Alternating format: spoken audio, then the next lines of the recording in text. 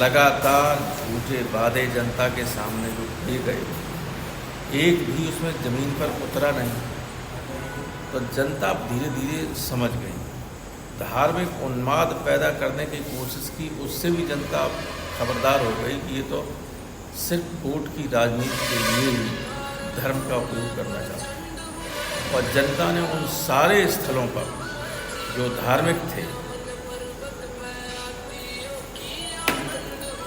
तुम्हारी बज रहा है और दूसरा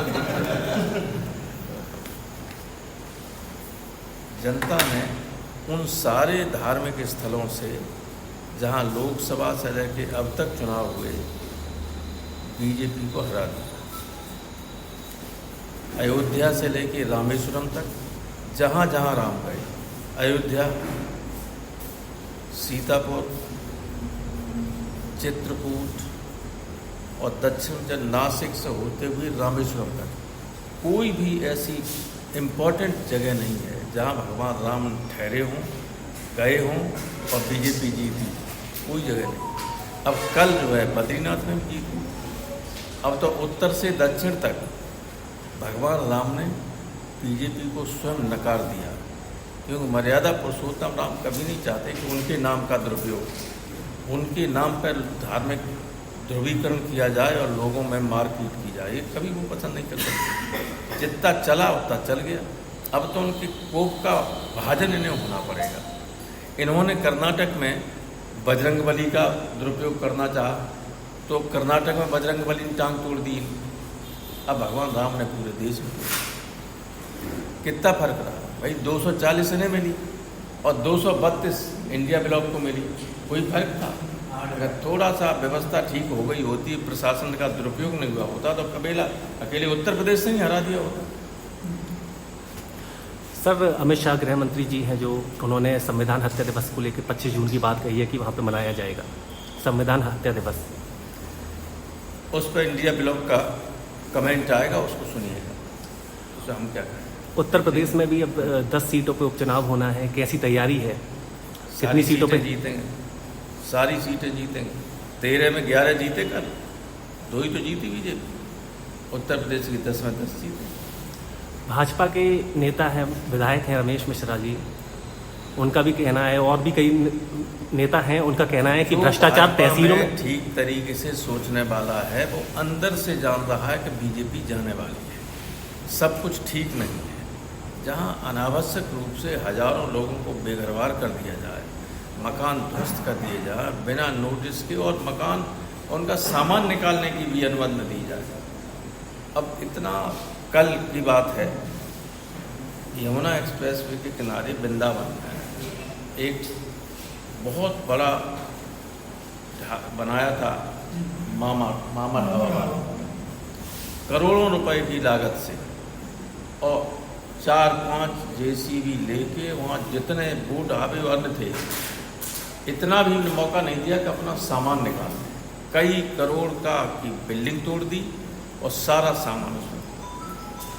तो जब इतना अत्याचार हो रहा हो, पब्लिक तो देख रही, जो राजनीति में नहीं भी हैं वो और ज़्यादा तरीके से देखते हैं कि देखिए कितनी जुल्म और ज्यादती हो रही है।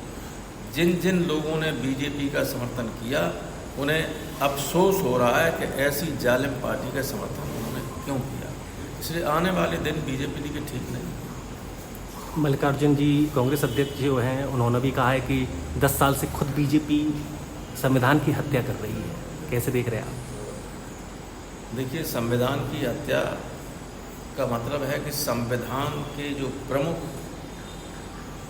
आर्टिकल्स हैं, जिन्होंने जनता को सबसे महत्वपूर्ण अधिकार दिए हैं, उनका उल्लंघन हो, उनको संशोधित किया जाए, या बिना पार्लियामेंट से संशोधन कराए सामान्य कानूनों के जरिए इस तरह के कानूनों को संशोधित कर दिया जाए, तो ये संविधान की हत्या ही है। जैसे कानूनन देश भर में ओबीसी के लोगों को 27% और SC ST के लोगों को 15% आरक्षण मिला हुआ है। 22.5 है दोनों, 22.5%। तो अब ये नहीं मिल रहा है। संशोधन नहीं किया, ख़त्म नहीं किया, लेकिन यह है कि कोई भी नौकरी, सरकारी नौकरी नहीं लगेगी, आउटसोर्सिंग से भर्ती होगी। आउटसोर्सिंग से टाटा की एजेंसी को दे दिया कि सैपई के मेडिकल यूनिवर्सिटी में 500 वार्ड बॉय और ये सब नर्सेज वगैरह की भर्ती होनी है, आप कर दी। तो उसमें कोई भी रिजर्वेशन नहीं। कॉन्ट्रैक्ट बेसिस पर नियुक्तियाँ हो रही हैं, कॉन्ट्रैक्ट बेसिस पर, उसमें भी कोई नहीं। और सरकारी कंपनियां बेच दी सब प्राइवेट। सबसे ज़्यादा नौकरी रेलवे देती थी, इंडियन एयरलाइंस देती थी, एयर इंडिया, और सरकारी संस्थाएं देती थी, सब इन्होंने बेच दी। और जो प्राइवेट हो गई वो रिजर्वेशन करती थी। तो जो मंशा संविधान के हिसाब से थी, विशेष अवसर के सब सिद्धांत की कि जो गरीब हैं, जो पिछड़े हैं, जो दलित हैं, जो सदियों से शोषित और पीड़ित रहे, उनको विशेष अवसर दिए जाए, वो आरक्षण के जरिए दिए जाए थे। संविधान की ये मंशा थी, उससे विपरीत सब हो रहा है। तो संविधान की हत्या तो रोज कर रहे हैं। मौलिक अधिकार सबसे इम्पोर्टेंट है। मौलिक अधिकारों में यह है जीवन का अधिकार, आर्टिकल 20 और 21 देखिए। उसमें यह किसी व्यक्ति की जिंदगी को कानून की प्रक्रिया के अलावा लिया नहीं जा सकता।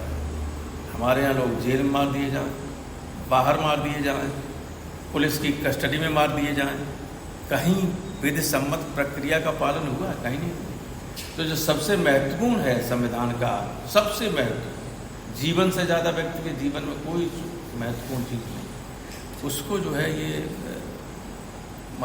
जब चाहे तब उसका उल्लंघन कर रहे हैं। तो संविधान की हत्या तो लगातार हो रही। जब से बीजेपी सत्ता में आई तब से हो रही, ये करते ही रहे।